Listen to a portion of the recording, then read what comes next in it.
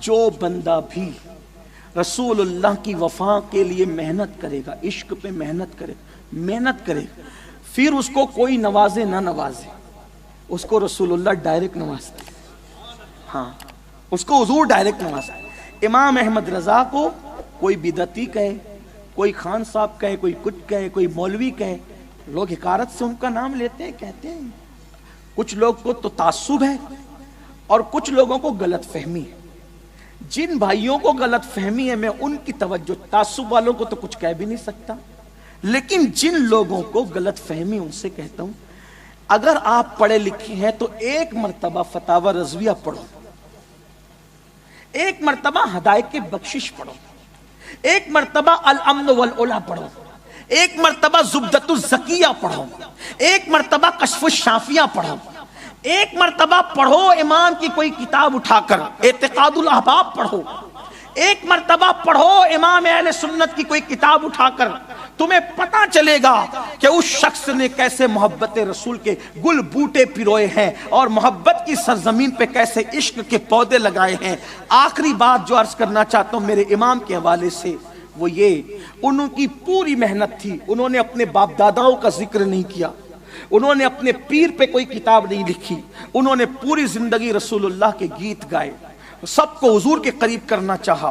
وہ جانتے تھے میرے باپ کے نام پہ میں پوری امت کو متحد نہیں کر سکتا، اپنے پیر کے نام پہ پوری امت کو متحد نہیں کر سکتا، کسی خاندان یا کسی سلسلے میں پوری امت کو متحد نہیں کر سکتا، عرب و عجم کو اگر متحد کر سکتا ہوں تو رسول اللہ کے نام پہ کر سکتا ہوں۔ اور آج ہماری ذمہ داری ہے ہم بھی حضور کے عشق پر، حضور کی محبت پر، صحابہ اہل بیت کے عقیدے پر امت کو متحد کریں۔ انعام کوئی دے نہ دے حضور دیں گے۔ کیا انعام دیا؟ جو آخری بات عرض کرنا چاہتا تھا وہ یہ، ایک مرتبہ کا واقعہ ہے، ملک شام سے ایک بزرگ حکیم اجمل خان کے یہاں آتے تھے۔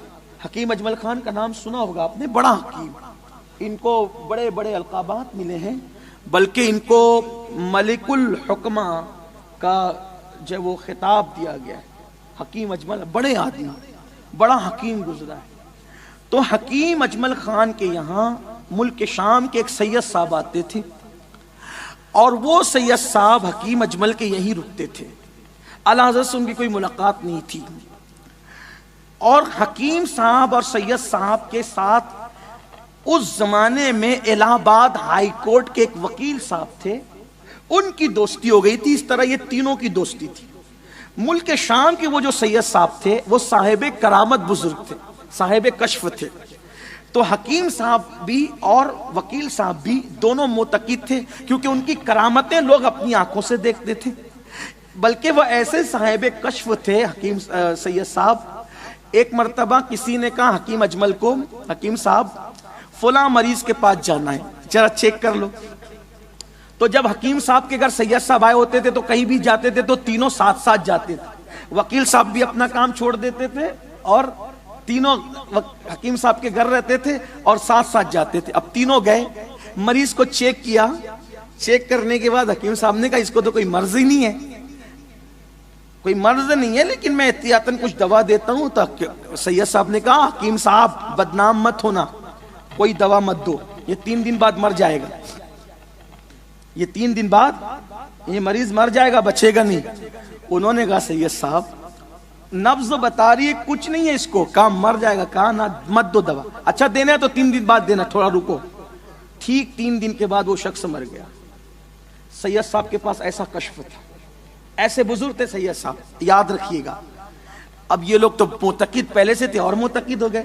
ایک دن یہ تینوں بیٹھے تھے، الہ آباد ہائی کورٹ کے وکیل صاحب، حکیم اجمل خان صاحب اور سید صاحب شام کے، ملک شام کے سید صاحب۔ ایک دن نکلا اعلیٰ حضرت کا تذکرہ۔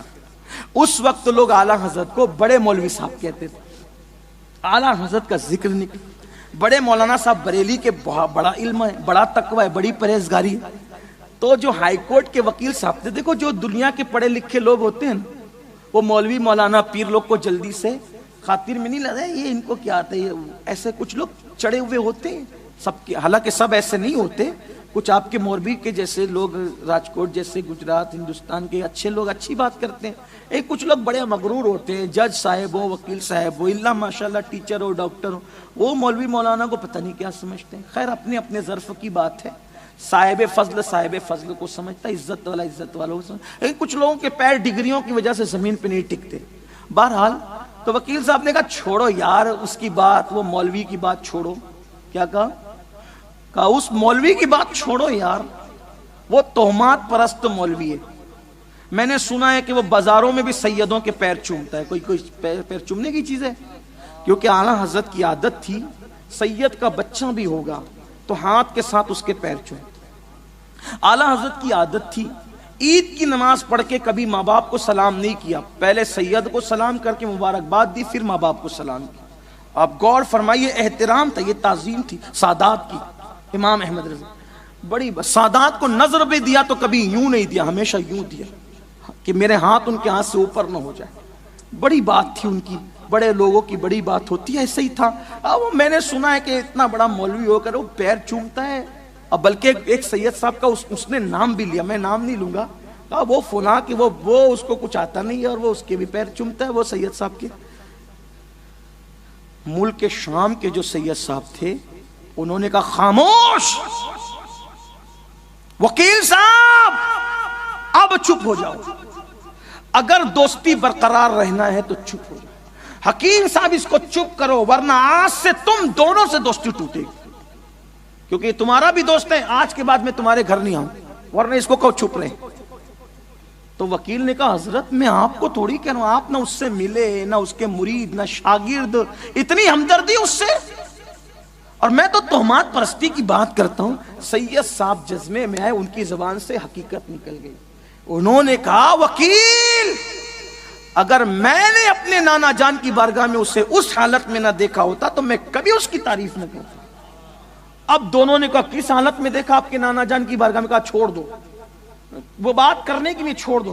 کہا نہیں آپ کو تو بتانا پڑے گا، جب حقیقت زبان پر آئی ہے تو پوری بتانا پڑے گی۔